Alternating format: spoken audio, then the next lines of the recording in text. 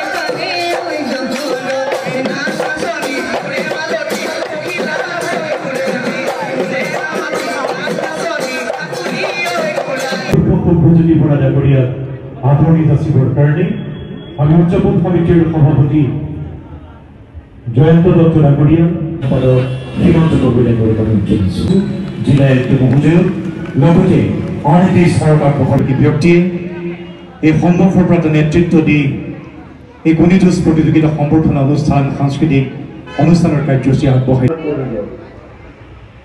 যোৱা 3টা দশকৰো অধিক সময় সক্ৰিয়ভাৱে অভিনয় জগতত কৰিবৰ কাৰণে তেওঁৰ যি নিৰলস চেষ্টা প্ৰয়াস তাক আমি আন্তৰিকতাৰে শলাগ লৈছোঁ আৰু বিহুৰ বতৰত তেখেতক আমি সম্বৰ্ধনা জনাবলৈ এজন কেৰাণীৰ মৃত্যু ইত্যাদি পূৰ্ণাংগ নাটক ঠাকু বনশংখ জিঞ্জিৰি মাটিৰ মানুহ বনৰীয়া ফুল অংগীকাৰ চিৰাজ কোনৰূপে নেওচি ইত্যাদি নাটক তেখেতে পৰিচালনা কৰিছে আৰু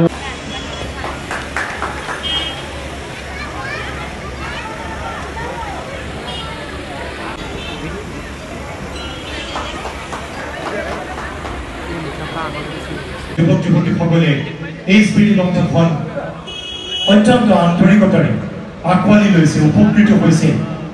আমি আশা কৰিছোঁ ইয়াত উপস্থিত থকা নতুন প্ৰজন্মৰ পাঠক পাঠিকাসকলে ছাত্ৰ ছাত্ৰীসকলে প্ৰবন্ধ ৰংপুৰবাসী ৰাইজ তথা অসমৰ ৰাইজলৈ ঐক্যৰ তৰফৰ পৰা ৰঙালী বিহুৰ শুভেচ্ছা যাচিলোঁ।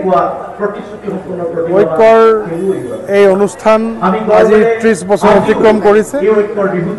ঐক্যই অসমৰ পৰা প্ৰায় হেৰাই যাব খোজা যিটো কণীযুঁজ প্ৰতিযোগিতা, আজি এই উৰুকাৰ দিনা গৰু বিহুৰ দিনা পৰম্পৰাগতভাৱে কণীযুঁজ হয়। আমি সৰুৰে পৰা দেখি আহিছোঁ আৰু আমি নিজেও কণী যুঁজাই আহিছোঁ। গতিকে এইটো প্ৰায় এনেকুৱা এটা অৱস্থা হৈছিলে, মানুহে প্ৰায় পাহৰি গৈছিলে।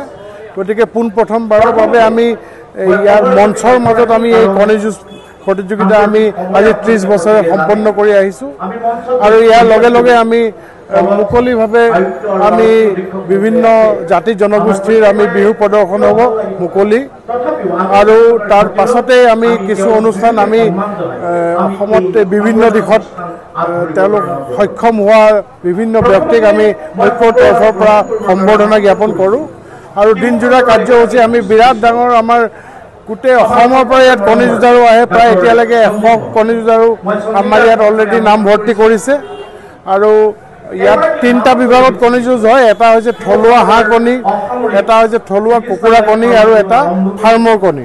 এই ফাৰ্মৰ কণীটো মুকলি কৰি দিয়া হয় ৰাইজৰ কাৰণে, বহুতে কণী লগত লৈ নাহে, গতিকে তেওঁলোকে ইয়াতে মুকলিভাৱে যুঁজ কৰিব পাৰে আৰু যুঁজৰ যি আনন্দ সেইটো ল'ব পাৰে। আৰু তাৰ পাছত সন্ধিয়ালৈ আমি এটা সাংস্কৃতিক সন্ধিয়া আমি কৰোঁ।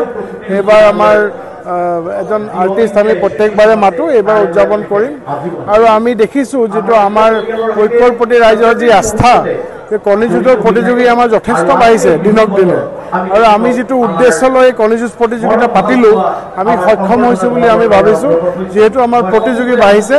আৰু আশা ৰাখিছোঁ যে অনাগত দিনত ইয়াতকৈও যাতে ভাল ধৰণে আমি কণী যুঁজ প্ৰতিযোগিতা পাতিব পাৰোঁ। আৰু অসমত এই পৰম্পৰা বিহুটো আমি এখন কৰ্মশালাও কৰিছিলোঁ। আমাৰ কৰ্মশালাখনত যিখিনি আমাৰ ল'ৰা ছোৱালীক শিকিছিলে, তেওঁলোকে আজি ইয়াত ৰাইজৰ আগত পৰিৱেশন কৰিব, ৰাইজে দেখিবলৈ পাব।